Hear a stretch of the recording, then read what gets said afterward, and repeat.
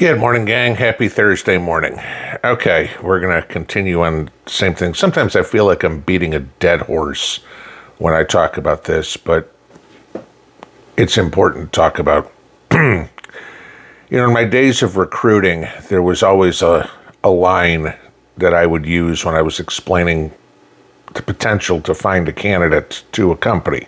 Hiring manager would be like, oh, I need somebody who's got, 12 degrees and 20 years experience, and I want to pay him $30,000 below market, and I need him tomorrow, right? And my answer always was, good, fast, and cheap. Pick two, because you can't have all three. I can find somebody good fast, but he's going to cost you money. I can find somebody fast and cheap, but he ain't going to be any good, okay? That was always something that I talked about. 2 out of 3. 2 out of 3 ain't bad, right, Meatloaf? Okay. God, family, and country. There's a reason that phrase is in that order. God should be put first, no question. Family should be put second, no question. Country should be put third. And I say that as a veteran. Okay. Pick two, because you can't have all three. We've gotten to the point where, for years, as I've talked about, balkanization is coming. It's coming. The government, the U.S. government, will fall. Can't tell you when. It may be tomorrow. It may be next month. It may be 10 years from now. Who knows? But we are on a path of unsustainability, and the snowball is picking up snow like it ain't. There's no tomorrow. Okay. I'll give you this. 30 years ago, when Bill Clinton was president, anybody know what the national debt was? It was about $5 trillion. Right now, it's over 36. So that means in 30 years, we've added $30 trillion to the debt. Okay? At the point we're on right now, we're adding $1 trillion to the debt every 100 days, every 3 months. We're on a path to unsustainability. And whether that happens in a day, a week, a month, a year, or a decade, who knows? Now, there's been a lot of talk about the big, beautiful bill, right? And I agree, there's some very good things in it. There's also some absolute garbage in it. But it goes right back to what I said. God, family, country. Taking care of the first one is relatively easy. You put your faith in God, and you're good. You live as best of a life in God's eyes as you possibly can. You'll never be perfect. I'm certainly not, okay? I make mistakes. I break commandments. You do too, okay? Try not to, but you do. Some are bigger than others. No, I've never murdered anybody, okay? But then you get the next two. And this is the one where you got to pick. Everybody should pick God first. 2 out of 3. So now you get a choice. You get to pick family or you get to pick country. What's more important? And I'd venture to guess that most people would say family.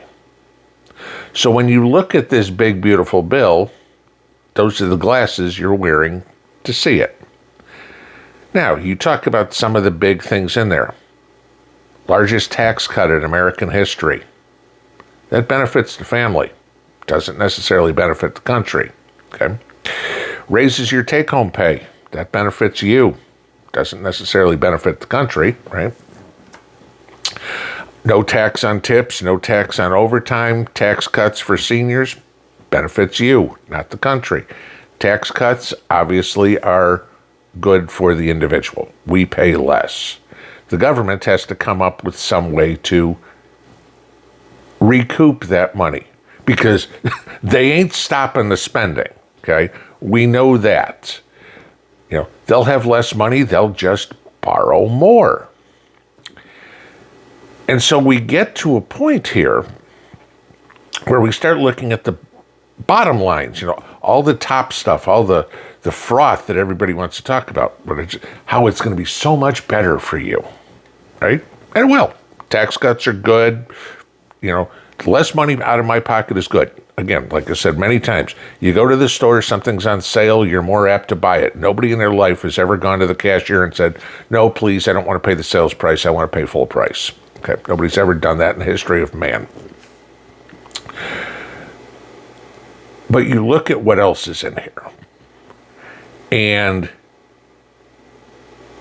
the national debt, according to this bill, we're going to raise the debt ceiling.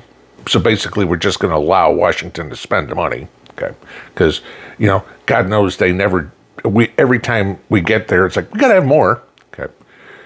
They're going to raise the debt ceiling $3 trillion over 10 years. Even Donald Trump and Elizabeth Warren, on the same side of this issue, are saying they need to get rid of the debt ceiling so they can just unlimit spend. That ain't going to be so good, okay? That's them putting country first, not themselves necessarily. The Democrats, they want to spend money,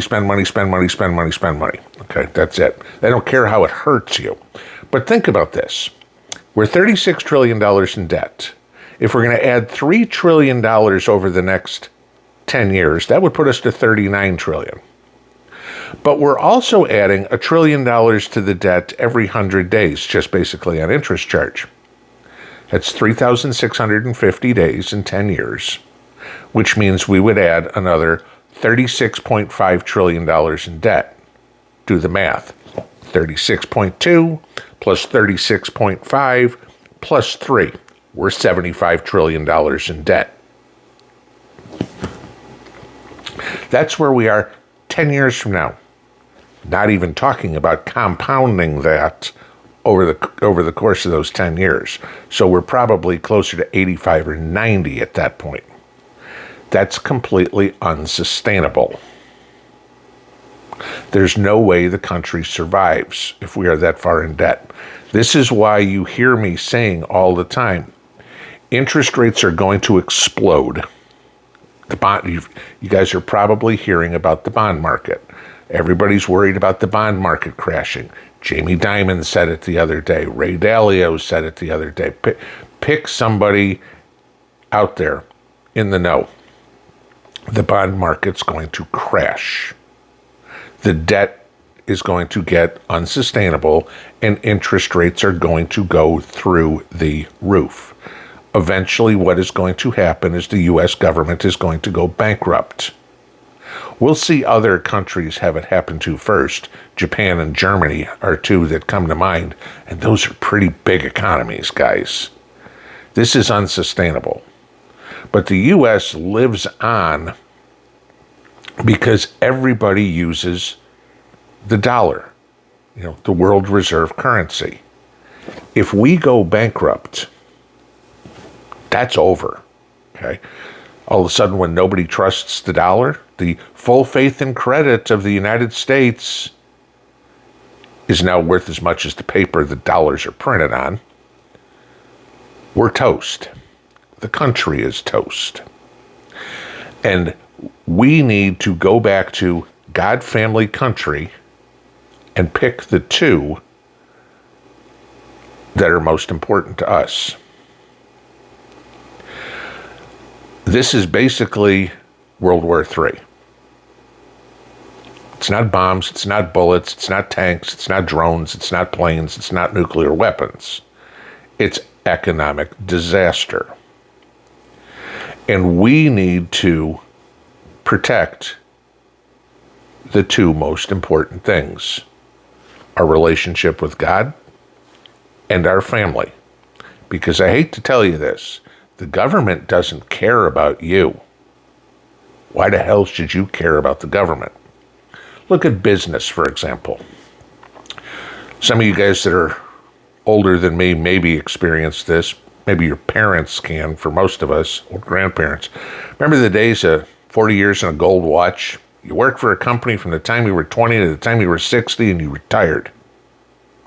Now the average person in the United States has 13 jobs in their working career. Works for 13 different companies.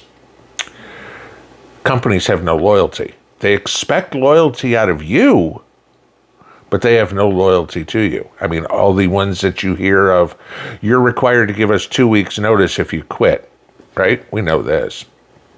But they can fire you like that. They're not required to give me 2 weeks notice if they want to lay me off. Oh, by the way, today's your last day. Or, oh, by the way, go pack your desk, right? Companies expect loyalty out of you, but they don't give it back. The country is the same way. And it pains me to say this about the United States, but the elected/selected officials we have in Washington have no sympathy for you at all. They'll come on TV and, oh, we're trying to do this. You know, Jasmine Crockett, we love everybody. Bullshit, okay? You're just trying to do this to pad your pockets. We know it all. I mean, you're in Washington and you don't care about the country. You care about getting rich. Right, Lindsey Graham? Right, Chuck Schumer? Right, Nancy Pelosi? We're going to use our positions to enrich ourselves and F the country, right? That's pretty much the status quo. If they can do it, and then they expect us to be loyal little citizens and support what they do, kiss my ass. My whole being is protecting my family, trying to do whatever I can to make sure I'm okay, Mrs. P's okay, PBJ is okay, the dogs are okay, second tier is my friends are okay, and about the 47th tier somewhere comes down there, I'm worried about what some Congress critter's doing. I care less. They're a speed bump on the road to me because they're the ones that screwed this whole thing up. Okay? This is why prepping is so important. You guys are going to see this. Mark my words, depending on your age. If you don't see it, your kids are going to. They are going to see this entire economy implode. And it ain't going to be like the Depression. It's going to be tenfold worse, where there's nothing, where nobody has anything. And the only things that you're going to have are what you have. You got Section 8 housing, forget it, that's gone. You get food stamps, forget it, that's gone. You get a welfare check, forget it, that's gone. Okay? You have a job, forget it, that's gone. You are going to be down to what you possess. That's it. Okay? Everything's going to collapse. I can't tell you when. I wish I could. You know, don't know. Is it going to be, like I said, tomorrow, next week, next month, next year, next decade? I don't know. But in 10 years, I'll be pushing 70. And we're 85, 90 trillion dollars in debt. I'll be pushing 70. It's not like I'm going to be able to go out and say, gee, you know what? Let me go work in a manufacturing facility somewhere. Not going to happen. All right. So I got a choice. Whatever I can get now is what's going to save me then. That's it. You've heard me talk about buying gold. You've heard me talk about buying silver. You've even heard me mention Bitcoin here and there. Okay. Somebody had asked me, and I'm going to put this one together for them, on how to choose dividend-paying stocks. I'm going to put something like that together. Whether or not that works in what scenario is going on right now, I don't know. At the moment, it's a good idea, but that could change in a day, a week, a month, a year, a decade, who knows? But you have to. Please, I'm imploring everybody, get your house in order. Get your bills paid off. Save your house. because that's gone when the economy collapses. If you don't own it, you're screwed. Get some savings built up. You don't think they're going to come after everybody with demand notices? Here's your tax bill for your property taxes. Oh, you've got to pay that, otherwise we're taking your house. No problem. Here's a gold coin. We're good. Right? Get your cars paid off. Get your food stack put up. Learn how to do whatever. If it's you haven't gardened, learn how to do it now.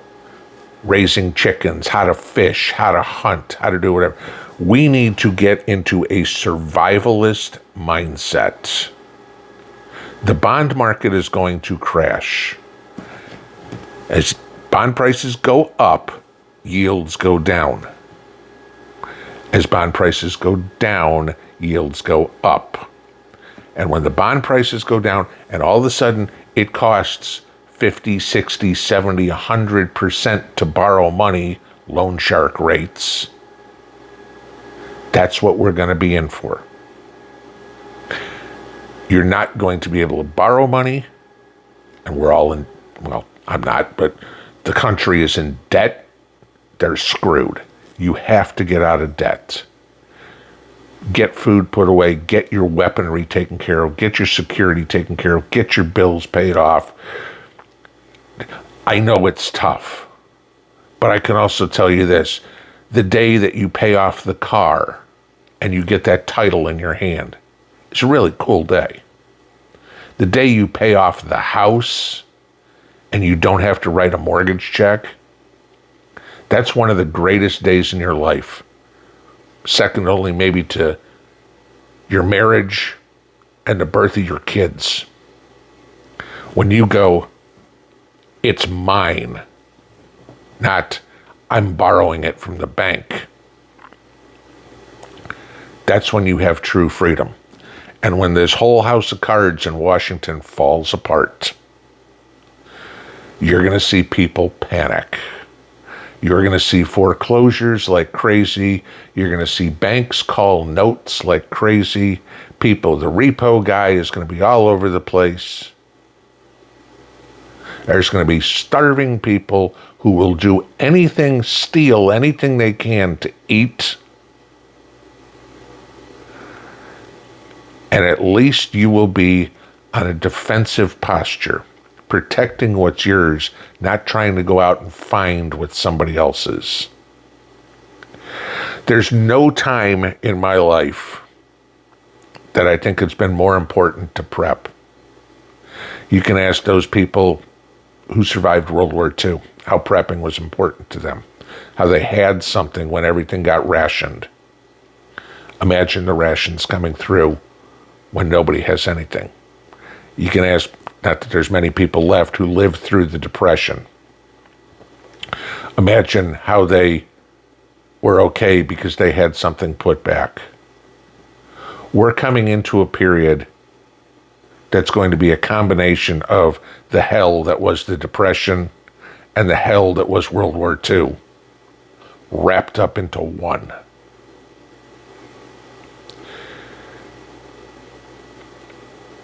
Buy more gold. Buy more silver if you can, so you have some sort of value of wealth. Get out of dollars. Fiat currency is dead. Look at money managers. Look at what countries are doing. Look at what companies are doing. They're getting out of dollars. They're buying gold like crazy. The banks are buying gold like crazy. Companies and countries are buying Bitcoin. Why? Because Bitcoin isn't as risky of an asset to hold as the dollar is. That should tell you how scary this is at this point. The media is trying to gloss it over. The politicians are certainly trying to gloss it over.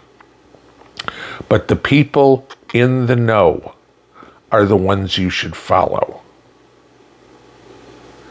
Do what they're doing.